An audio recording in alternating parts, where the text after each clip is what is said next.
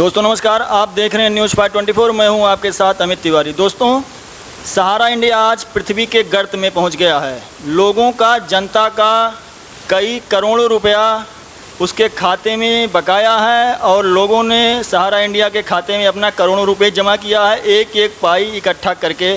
लेकिन आज यह स्थिति है कि लोग अपना पैसा पाने के लिए, अपनी गाढ़ी कमाई पाने के लिए दफ्तरों का चक्कर लगा रहे हैं, लेकिन उनके वहाँ पे तैनात कर्मचारियों द्वारा, अधिकारियों द्वारा केवल लोगों को दौड़ाया जा रहा है। इसके विषय में जब हमने इसके दफ्तर में जानकारी किया तो केवल उनके द्वारा वहाँ पे आश्वासन नहीं दिया गया। यहाँ पे किसी जनता की शादी है, किसी के जो है इलाज के लिए उसको पैसे की आवश्यकता है, लेकिन वह केवल दफ्तरों का चक्कर लगा रहा है। हमारे गोसाईगंज में स्थिति यह है कि यहाँ पे लगभग 5 करोड़ रुपए का लोगों का बकाया है, लेकिन सहारा इंडिया उसको पैसा नहीं दे रही है। यहाँ के एजेंट जो हैं, यहाँ के जो बीमा के करता हैं, अभिकर्ता हैं, जब उनको पैसा नहीं मिला और यहाँ के लोग, यहाँ के दुकानदार, यहाँ के ग्रामीण जब उनको अपना पैसा नहीं मिला तो एजेंट के घर की परिक्रमा करने लगे, जिसके फलस्वरूप इसमें जो सहारा इंडिया में तैनात हैं एजेंट लोग, उनको भी अपमान का सामना करना पड़ रहा है। तो इसके लिए इन लोगों ने एक जो है तरकीब निकाली। करीब 2 दिन पूर्व सहारा इंडिया कार्यालय गोसाईगंज, जो कि सिनेमा हॉल के सामने इस समय स्थित है, वहाँ पे जाकर इन लोगों ने धरना प्रदर्शन और आक्रोश का मार्ग अपनाया, लेकिन उसका भी कोई निराकरण नहीं मिला। इससे नाराज, इन लोगों के धरने से नाराज दफ्तर के लोग आए, इन लोगों का बैनर भी फाड़ दिए। तो आज हमारे सामने सहारा इंडिया के कार्यकर्ता, अभिकर्ता, एजेंट पवन गुप्ता जी यहाँ पे मौजूद हैं। आज हम इनसे जानकारी चाहेंगे कि इस समय सहारा इंडिया की स्थिति दयनीय है। अगर दयनीय है तो इसकी स्थिति क्यों दयनीय है और स्थिति कब तक सही हो जाएगी, लोगों को पैसा मिल पाएगा कि नहीं मिल पाएगा, केवल दफ्तरों का चक्कर लगाते रहते हैं। आपका न्यूज़ 524 में बहुत बहुत स्वागत है पवन जी। धन्यवाद। आज हम आपसे जानना चाहेंगे सहारा इंडिया का दफ्तर गोसाईगंज में कब खुला? सहारा इंडिया का दफ्तर लगभग जो हमको जानकारी है ये सन 1995 में सहारा इंडिया पर आया था, जब इस समय बीटी चौराहे पर था और जो है वहाँ 3 तल्ले के ऊपर बना था, और तब से सहारा इंडिया लगातार चलती आ रही है। और सहारा इंडिया सभी निवेशकों को बहुत ही अच्छे माध्यम से इंटरेस्ट दिया है और एक 10 रुपये, 5 रुपये, 2 रुपये का कलेक्शन होता था, जो कि एक जमाकर्ता उनसे बहुत ही खुश थे और बहुत ही अच्छे थे। तो आप इस सहारा इंडिया कंपनी में कब आपने जुड़कर इसमें शुरुआत किया? सहारा इंडिया की शुरुआत हमारी सन 2005 की हुई थी और 2005 से लगभग हम लगातार इस सहारा इंडिया परिवार से हमारा जीवन यापन भी चला और अच्छी इनकम भी किए, और कई जमाकर्ताओं का हमने भी बीमा अथवा आरडी के, एफडी के फार्म हुए, जो कि अपनी बहन बेटियों के लिए, घर बनवाने के लिए हर चीज़ का पैसा उन लोगों को इकट्ठा किया गया और अच्छे से अच्छे इंटरेस्ट में हमने उनको दिलाया और आज भी दिला रहे हैं जी। तो हम आपसे जानना चाहते हैं कि सहारा इंडिया की स्थिति पहले बहुत ठीक ठाक थी, लोगों को समय से पैसा मिल जाता था, तो लेकिन क्या ऐसा हो गया कि सहारा इंडिया की स्थिति दयनीय हो गई और लोगों को पैसा नहीं मिल पा रहा, लोग दफ्तरों का, ऑफिस का चक्कर लगा रहे हैं? ज़रा इस बारे में आप हमारे दर्शकों को बताइए। सहारा इंडिया की स्थिति दयनीय इसलिए हो गई कि जब सहारा इंडिया परिवार में 7 गुना 10 गुना की जब स्कीम लॉन्च हुई तो उस समय जो है सरकार द्वारा देखा गया कि इनके यहाँ इंटरेस्ट ज़्यादा है और बैंक में रकम बहुत कम जाती है। 10 गुना 7 गुना की स्कीम देना, इनके यहाँ पैसा अधिक आता है, लेकिन जो भारतीय रिजर्व बैंक के द्वारा जो और बैंक हैं उन बैंकों में एफडियाँ कम जाती हैं। इसलिए तो सरकार ने इनके ऊपर बहुत बड़ा फाउंडेशन लगाया। उस समय रियल एस्टेट, हाउसिंग बॉन्ड की स्कीमें चल रही थी, जो कि 10 गुना 7 गुना 15 गुना हो रही थी। उसी समय से जो है इनके लिए एक काल बन गया, एक इनके ऊपर महाप्रलय आ गया, और उस प्रलय में अभी तक, अब वो प्रलय सन 2014 में मार्च के महीने में आया था जी, और उस मार्च के जो प्रलय आया था, उस मार्च के प्रलय में अभी तक उसके बाद तब से लगातार सम्मानित जमाकर्ता कार्यकर्ता अपना एक एक पल, एक एक समय भले ही सहारा इंडिया में दे रहे हैं, लेकिन बहुत ही कठिन परिस्थिति में वो सहारा इंडिया में समय दे रहे हैं। अब इस समय की अगर हम बात करते हैं तो जमाकर्ता द्वारा बहुत एक एक रुपया बहुत सोच समझ के देता है, क्योंकि उसका पैसा सुरक्षित अब उसको नहीं दिख रहा है। क्यों नहीं दिख रहा है? कि उसका समय पूरा होने पर उसको पेमेंट नहीं मिल पाता है। और जब कार्यकर्ता की बात आती है तो कार्यकर्ता कहता है कि देखिए आपने पैसा हमको दिया, मैंने आपको डिपॉजिट की रसीद मैंने आपके दिया और जिम्मेदारी तो मेरी होती है, ये है, लेकिन अब पेमेंट आने पर ही होगा, क्योंकि जब अगर बुरी स्थिति हुई है तो ये समय समय की बात है, हर समय एक बराबर नहीं रहता है। तो आप ये जानकारी दीजिए कि गोसाईगंज सहारा के कार्यालय में लोगों का लगभग कितना पैसे का बकाया है? लगभग बकाया तो लगभग 5 करोड़ से लेकर 10 करोड़ रुपए तक का बकाया है। जी हाँ, क्योंकि 2 रुपये से लेके 10,000 लाखों रुपया तक सभी लोग का बकाया रहता है। इसमें छोटे छोटे दुकानदार से लेके जो होते हैं खुमचे वाले, पान वाले और जो है मोची वाले और जो है ये फुलकित वाले, ये सब दुकानदार इनसे जुड़े हुए थे, लेकिन आज ये सभी दुकानदार इनसे हट रहे हैं। इनका जो है विश्वास यहाँ से उठ चुका है।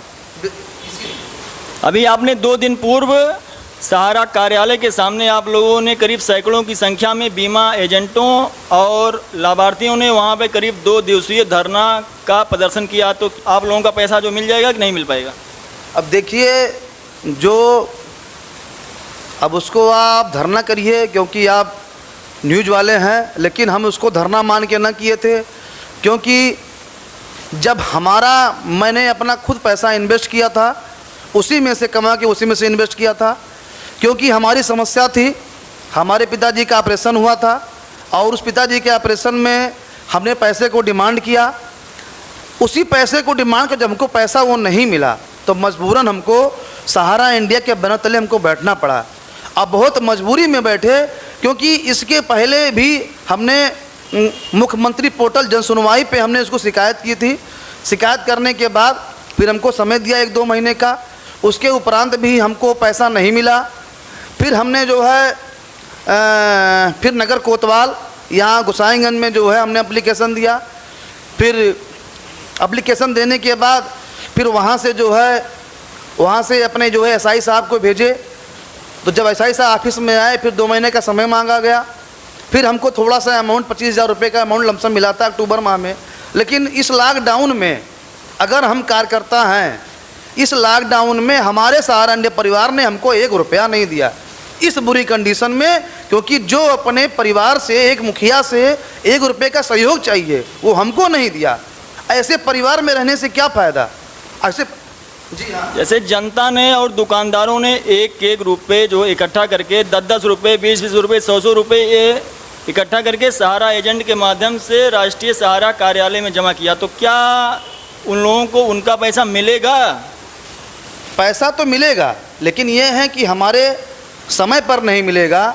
सबसे बड़ी बात ये तो ये है, यहाँ के ऑफिस स्टाफ की पूरी गलती है, क्योंकि जब पैसा फंड आता है तो ऑफिस स्टाफ के लोग क्या होते हैं, गोसाईगंज कार्यालय के, ये सब लोग अपने दिमाग से अपने सेटिंग करके उस जमाकर्ता पर पेमेंट करते हैं जहाँ से उनका लाभ मिलता है।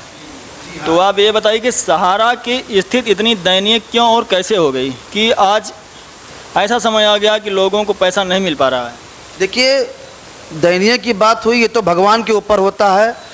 कभी समय बुरा आता है, कभी अच्छा आता है।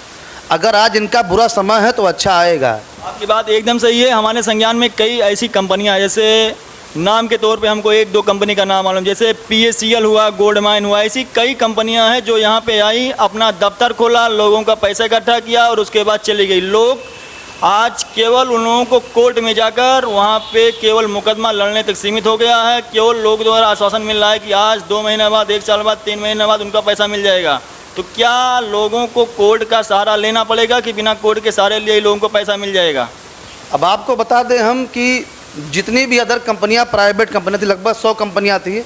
आसमा थी, गोल्ड माइन था, रहमल था, युगांतर था। वो ऐसी कंपनी सहारा इंडिया हमारी नहीं है। सहारा इंडिया जो कहती है वो करती है, क्योंकि हमारे जो सहारा श्री सुब्रत राय हैं, वो कार्यकर्ताओं से बहुत ही प्यार करते हैं।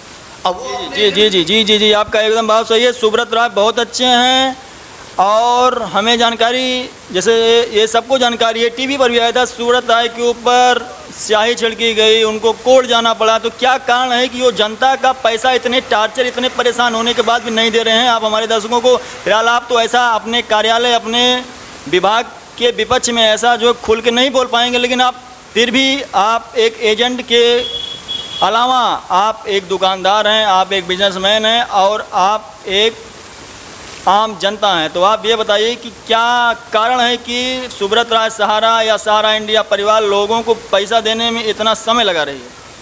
समय देखिए, जो मामला माननीय उच्चतम न्यायालय के यहाँ चल रहा है, उनको उच्चतम न्यायालय के सभी दिशा निर्देशों का पालन करना पड़ेगा। उनके पालन के अनुसार ही ये भुगतान कर सकेंगे, क्योंकि इनकी जहाँ भी प्रॉपर्टी जहाँ भी है, जैसे इनका ग्रासबिनर हाउस है और बॉम्बे में इनका जो है इनका लंदन में होटल है, उन सभी पर जो है बाउंडेशन लग गया है। उस पे बाउंडेशन हटने से ही इनका भुगतान होगा और ज़रूर होगा, क्योंकि आज भी ये लोग सहाराश्री जो है वो माननीय उच्चतम न्यायालय के अनुसार ही अभी भी जो भी उनका बकाया है उनको दे रहे हैं। चलिए ठीक है, हमको ये बताइए कि लोगों का पैसा कैसे मिल पाएगा? क्या सहारा इंडिया लोगों को पैसा देगी कि नहीं दे पाएगी? सहारा इंडिया का पैसा लोगों को मिलेगा और समय से मिलेगा, ये बात नहीं है। बस धैर्य करना पड़ेगा, इंतज़ार करना पड़ेगा, क्योंकि इंतज़ार का फल एक मीठा होता है और आगे कोई बात ही नहीं है इंतज़ार करने का ही, और इंतज़ार करना पड़ेगा आपको।